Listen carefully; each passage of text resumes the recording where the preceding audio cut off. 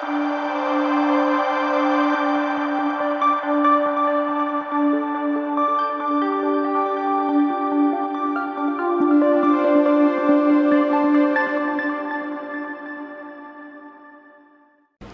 The Lord. സ്വർഗീയ സന്ദേശം എന്ന പ്രോഗ്രാമിലേക്കും എല്ലാവർക്കും സ്വാഗതം. പ്രിയ ദൈവമക്കളെ, ഇന്നത്തെ എപ്പിസോഡിൽ ഞാൻ നിങ്ങളുമായി പങ്കുവയ്ക്കുന്ന വിഷയം, നിന്നെ രഹസ്യത്തിൽ കാണുന്ന പിതാവ് നിനക്ക് പ്രതിഫലം തരും. മത്തായി സുവിശേഷം 6-ാം അധ്യായം 6-ാമത്തെ വാക്യം ഇങ്ങനെയാണ്: നീയോ പ്രാർത്ഥിക്കുമ്പോൾ അറയിൽ കടന്ന് വാതിലടച്ച് രഹസ്യത്തിലുള്ള നിന്റെ പിതാവിനോട് പ്രാർത്ഥിക്കുക. രഹസ്യത്തിൽ കാണുന്ന നിന്റെ പിതാവ് നിനക്ക് പ്രതിഫലം തരും. പ്രാർത്ഥനയെ സംബന്ധിച്ച് യേശുവിന്റെ പഠിപ്പിക്കലാണ് നമ്മൾ ഇവിടെ കാണുന്നത്. മത്തായി സുവിശേഷം എഴുതിയിരിക്കുന്ന അൽഫയുടെ മകനാണ് മത്തായിയാണ്. അൽഫയുടെ മകനായ മത്തായിയാണ് മത്തായി സുവിശേഷം എഴുതിയിരിക്കുന്നത്. AD 58-68 കാലയളവിലാണ് മത്തായി സുവിശേഷം എഴുതപ്പെടുന്നത്. ഈ ഭാഗത്ത് കർത്താവായ യേശു വളരെ വ്യക്തമായി നമ്മെ പഠിപ്പിക്കുന്നു. പ്രാർത്ഥനയെ സംബന്ധിച്ച് എങ്ങനെയാണ് ഒരു വ്യക്തി പ്രാർത്ഥിക്കേണ്ടത് എന്നുള്ളത് യേശു വ്യക്തതയോടെ ഈ ഭാഗത്ത് നമ്മോട് സംസാരിക്കുന്നു. അതായത്, പ്രാർത്ഥിക്കുമ്പോൾ നീ അറയിൽ കടന്ന് വാതിലടച്ച് രഹസ്യത്തിലുള്ള നിന്റെ പിതാവിനോട് പ്രാർത്ഥിക്കുക. രഹസ്യത്തിൽ കാണുന്ന നിന്റെ പിതാവ് നിനക്ക് പ്രതിഫലം തരും.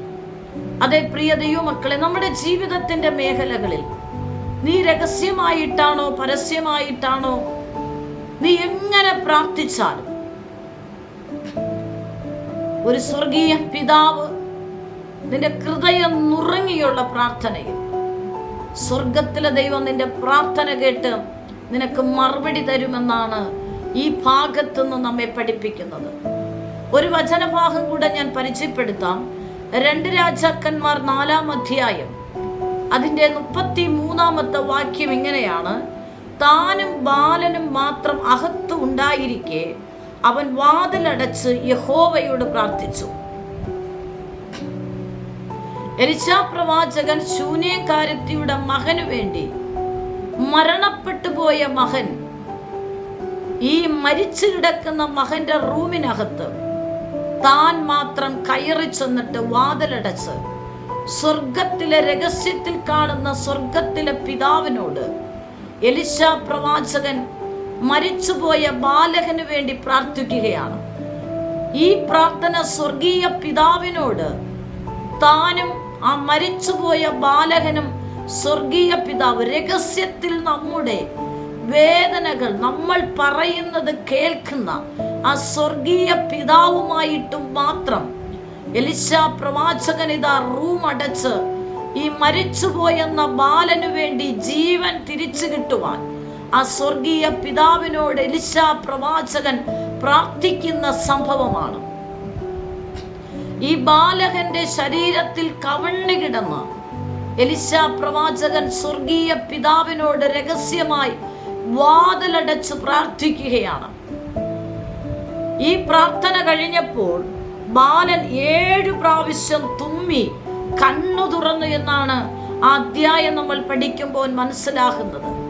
അതേ പ്രിയപ്പെട്ടവരെ, രഹസ്യത്തിൽ കാണുന്ന സ്വർഗീയ പിതാവിനോട് നീ വാതിലടച്ച് നീ ദൈവത്തോട് പറയുന്ന ഏതൊരു പ്രാർത്ഥനകളും ആ സ്വർഗീയ പിതാവ് കേട്ട് തക്ക സമയത്ത് നിനക്ക് മറുപടി തരുന്ന ദൈവമാണ്.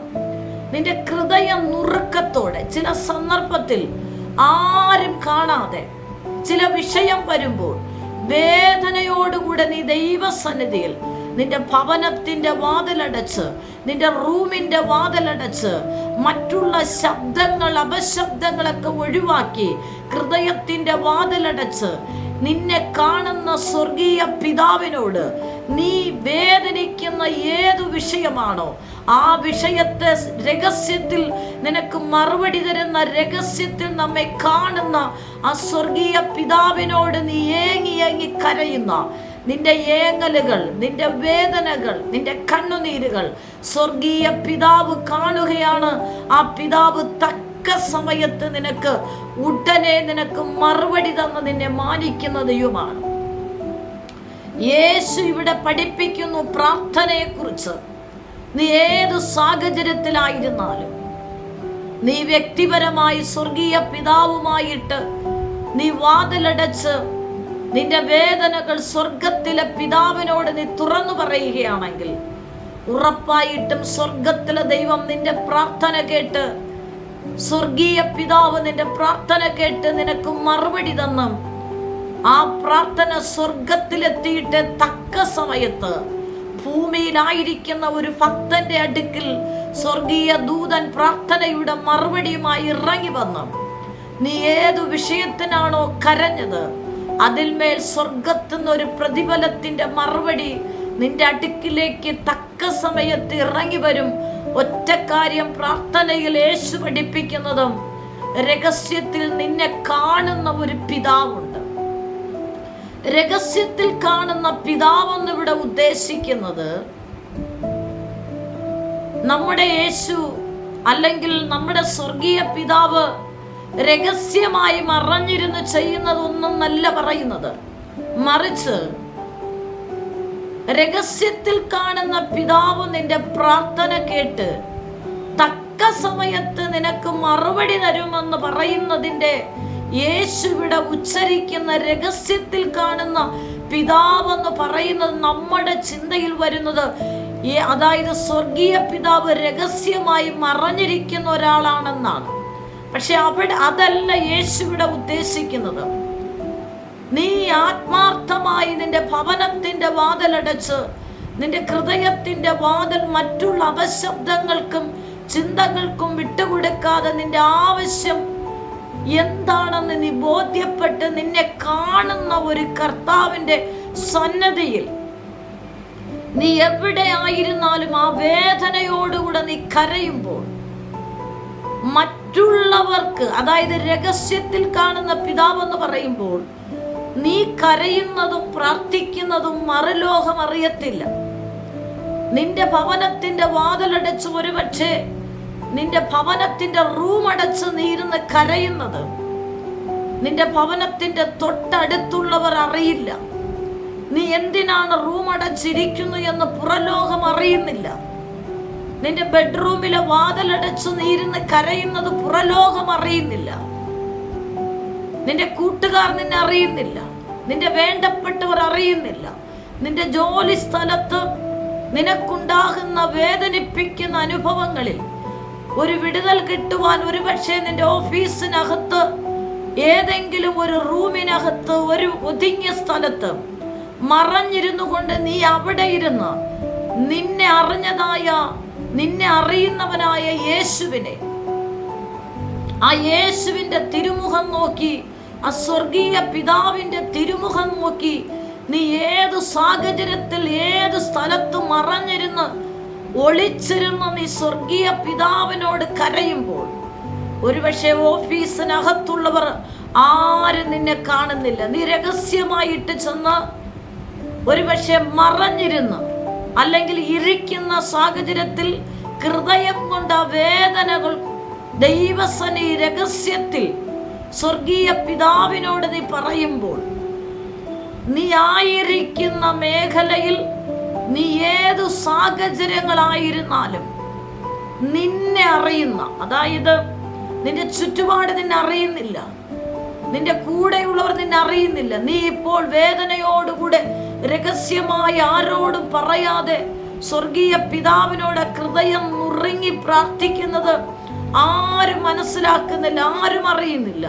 പക്ഷെ നിന്റെ ഹൃദയത്തെ രഹസ്യമായി അറിയുന്ന ഒരപ്പൻ.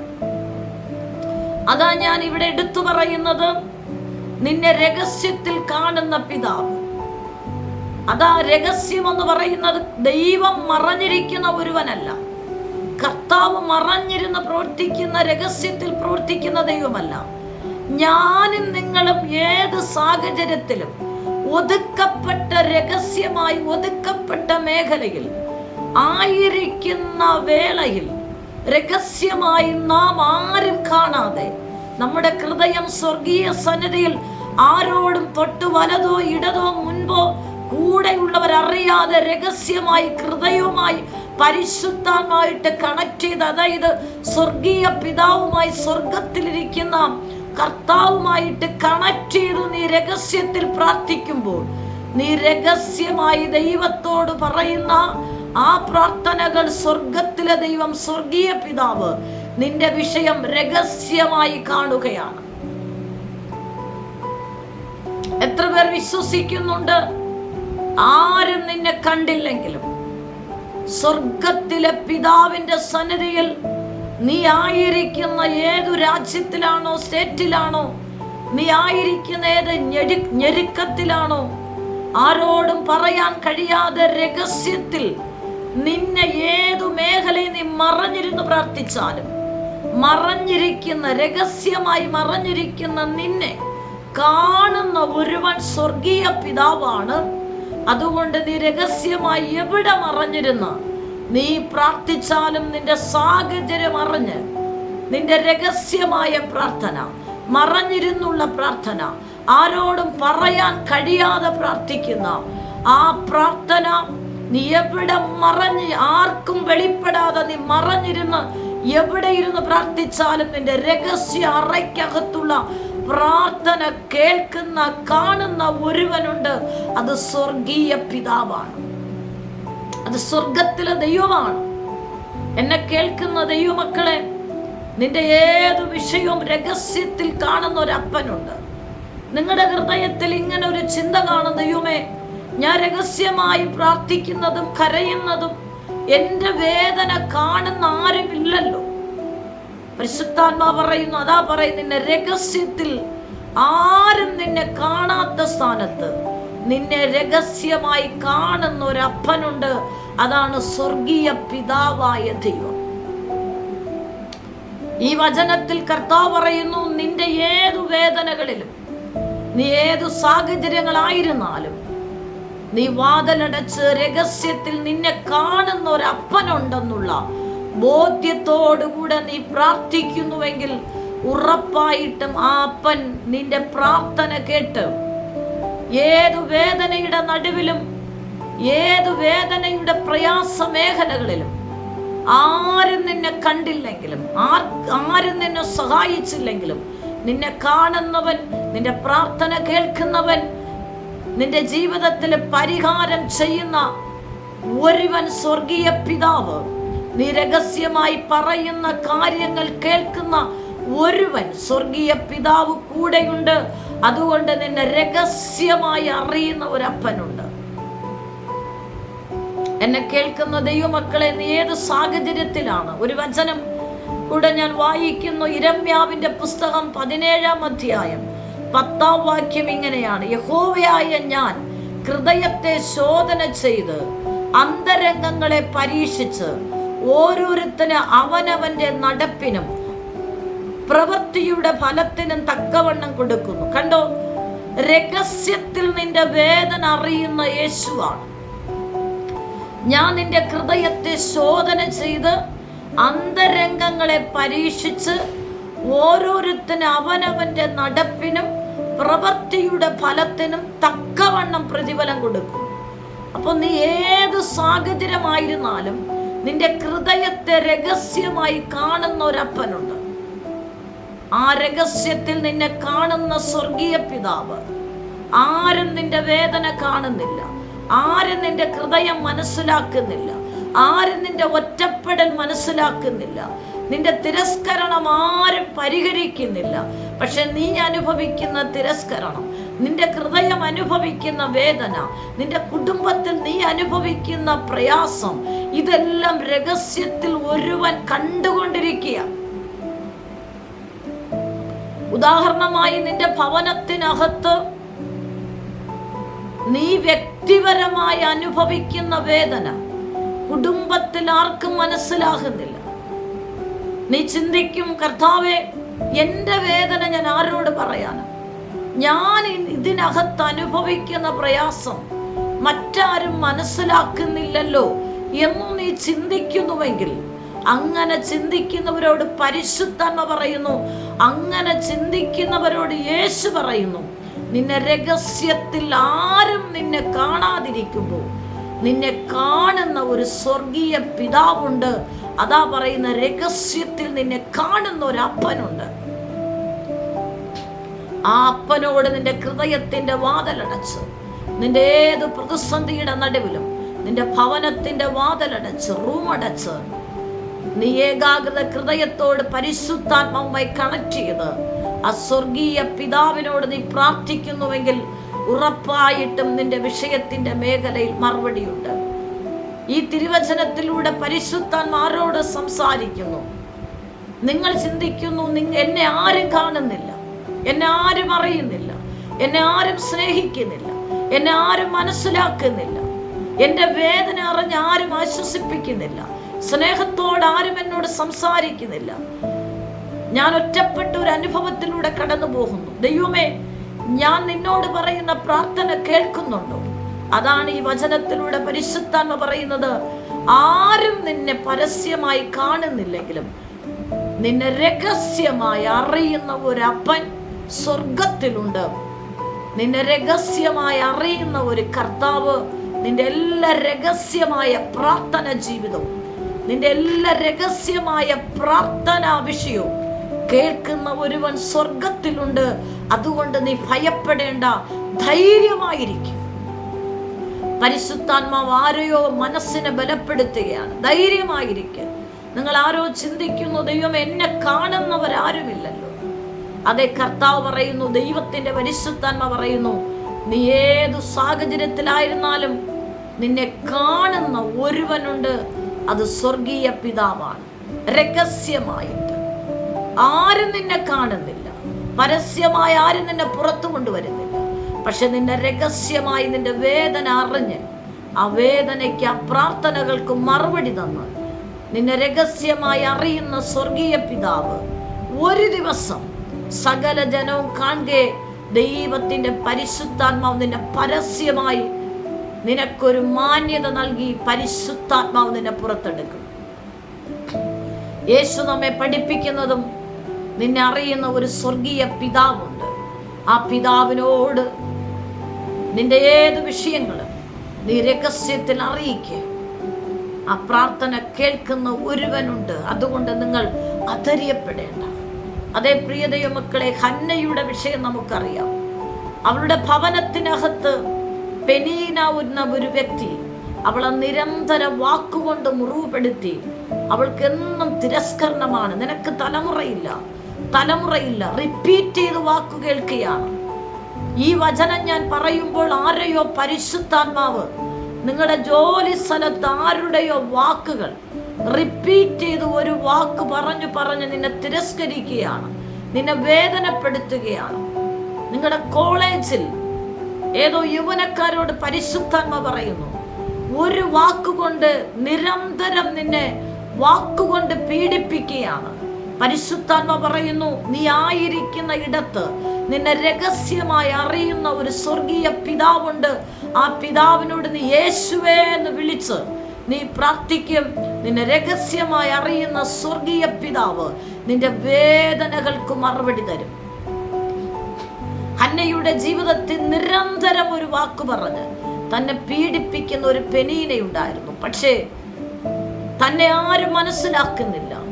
താൻ ദൈവസന്നിധി ചെന്ന് രഹസ്യമായി തന്നെ അറിയുന്ന സ്വർഗീയ പിതാവിനോട് വാ തുറന്നുപോലും അവൾ പ്രാർത്ഥിക്കുന്നില്ല. കാരണം അത്രത്തോളമാണ് അവളെ വാക്കുകൾ കൊണ്ട് ഹൃദയം മുറിവേൽക്കപ്പെട്ട് മനസ്സ് തകർന്ന തരിപ്പണമായി വാ തുറന്ന് നിലവിളിക്കാൻ പോലും കഴിയാതെ അവൾ ഹൃദയം കൊണ്ട് ദൈവത്തോട് കരയുമ്പോൾ അവളുടെ ഹൃദയത്തിലെ വേദന രഹസ്യത്തിൽ അവളെ കണ്ടതായ സ്വർഗത്തിലെ പിതാവ് അവൾക്ക് ആ പ്രാർത്ഥനയിൽ ആ സമയം തന്നെ ദൈവത്തിന്റെ പരിശുദ്ധാത്മ അവൾക്ക് മറുപടി കൊടുത്തു.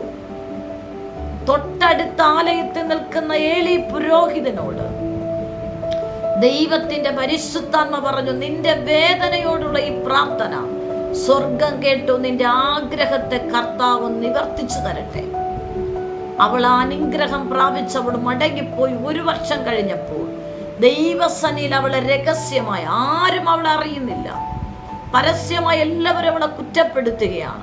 പക്ഷെ ആരും അറിഞ്ഞില്ലെങ്കിലും, എന്നെ കേൾക്കുന്ന ദൈവമക്കളെ, നിന്നെ ഈ ഭൂമിയിൽ ആരും അറിഞ്ഞില്ലെങ്കിലും നിന്നെ രഹസ്യമായി നിന്നെ നോക്കിക്കൊണ്ടിരിക്കുന്ന 24 മണിക്കൂറും നിന്റെ ഓരോ ചലനങ്ങൾ, നിന്റെ ഓരോ വാക്കുകൾ, നിന്റെ ഓരോ വേദനകൾ, നിന്റെ ഓരോ ഞരക്കങ്ങൾ, നിന്റെ ഓരോ പ്രാർത്ഥന വാക്കുകൾ കേട്ടുകൊണ്ടിരിക്കുന്ന, കണ്ടുകൊണ്ടിരിക്കുന്ന ഒരു സ്വർഗീയ പിതാവായ അപ്പൻ നിനക്കുണ്ട്. അതുകൊണ്ട് നീ ഭയപ്പെടേണ്ട, ധൈര്യമായിരിക്കുവാൻ ഈ തിരുവചനത്തിലൂടെ പരിശുദ്ധന്മാരെ ഉണർത്തുകയാണ്, നിങ്ങളെ ബലപ്പെടുത്തുകയാണ് ദൈവത്തിന്റെ പരിശുദ്ധാത്മാവ്. ഈ വചനത്തിലൂടെ നിങ്ങളെ സഹായിക്കട്ടെ. കണ്ണുകളടയ്ക്കാം, ഒരുമിച്ച് പ്രാർത്ഥിക്കാം. പരിശുദ്ധ കർത്താവേ, ഈ നിമിഷത്തിനായി നന്ദി. ആരും അറിഞ്ഞില്ലെങ്കിലും രഹസ്യത്തിൽ കാണുന്ന സ്വർഗീയ പിതാവ്, സകലരെയും അറിയുന്ന സ്വർഗത്തിലെ ദൈവമേ, വേദനയോടുകൂടെ മറഞ്ഞിരുന്ന് പ്രാർത്ഥിക്കുന്ന ഓരോരുത്തരുടെയും പ്രാർത്ഥനാ വിഷയങ്ങൾക്ക് ആ സ്വർഗീയ പിതാവ് മറുപടി കൊടുക്കുന്നതിനായി സ്തോത്രം. ദൈവിക സമാധാനവും വിടുതലും ജനത്തിന് ലഭിക്കട്ടെ. ഇവരുടെ രഹസ്യമായ സകല പ്രാർത്ഥനാ വിഷയങ്ങളും സ്വർഗത്തിലെ പിതാവ് കേട്ട് മറുപടി കൊടുത്ത് ഇവരെ മാനിച്ചു പരസ്യമായി പുറത്തെടുത്ത് മാന്യത കൊടുത്ത് സ്വർഗത്തിലപ്പൻ ഭൂമിയിൽ ഈ ജനത്തെ അനുഗ്രഹിക്കുന്നതിനായി സ്തോത്രം. രോഗികളായിരിക്കുന്നവർ സൗഖ്യമാകട്ടെ, യേശുവിന്റെ നാമത്തിൽ തന്നെ. ആമേൻ, ആമേൻ. God bless you. ആമേൻ. നിങ്ങൾക്കൊരു പ്രാർത്ഥന വിഷയമുണ്ടെങ്കിൽ ഈ സ്ക്രീനിൽ കാണുന്ന നമ്പറിൽ ഞങ്ങളെ കോൺടാക്ട് ചെയ്യുക. ഞങ്ങൾ നിങ്ങൾക്ക് വേണ്ടി പ്രാർത്ഥിക്കും. എല്ലാ ആഴ്ചയിലും തിങ്കളും ശനിയുമാണ് ഈ സന്ദേശം നിങ്ങൾക്ക് ലഭ്യമായിരിക്കുന്നത്. ഈ സന്ദേശം മറ്റുള്ളവരുമായി നിങ്ങൾ പങ്കുവയ്ക്കണം. ഈ ചാനൽ ഇതുവരെ സബ്സ്ക്രൈബ് ചെയ്തിട്ടില്ല എങ്കിൽ സബ്സ്ക്രൈബ് ചെയ്യുക. ദൈവരാജ്യത്തിനായി നമുക്ക് ഒരുമിച്ച് കൈകോർക്കാം. കർത്താവ് നിങ്ങളെ ധാരാളമായി അനുഗ്രഹിക്കുമാറാകട്ടെ. ആമേൻ.